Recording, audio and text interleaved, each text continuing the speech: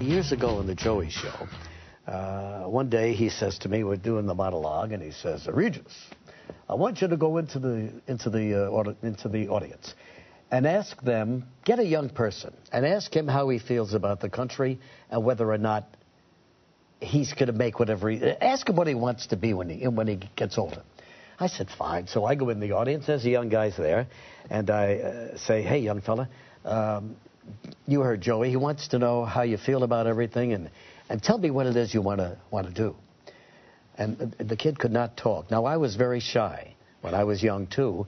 And I was almost ashamed or I wanted to conceal the fact that I wanted to go into this business because I didn't know what if I had any talent. I didn't want people to laugh.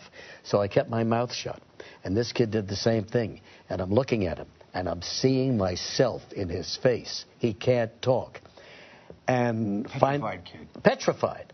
And I said, now just relax. You know, Joey just wants to know, what is it you dream about? What is it that you want to do? He couldn't say it. So then I said, well, that's okay. One day it will come to you. I hope you get your dream come true. And I leave and I go down to somebody else. I don't know, 35 years go by. One night in New York, I'm at a movie. It's a premiere for a movie, and a lot of people are there. And this gal, Peggy Siegel, who's very, very aggressive, says, Regis, I want you to meet somebody.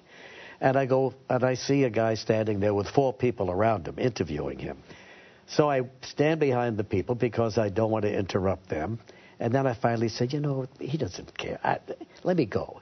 No, don't go. I said, no, I'm going. And I walk away, and I hear this guy say, Regis, I want to talk to you. And I turned around, and there was this guy in the middle. So he comes up to me, and he says, you know, years ago, I was in the audience of the Joey Bishop show, and you came down to the audience, and you wanted to hear from someone, some young person, about what they wanted to accomplish in their life.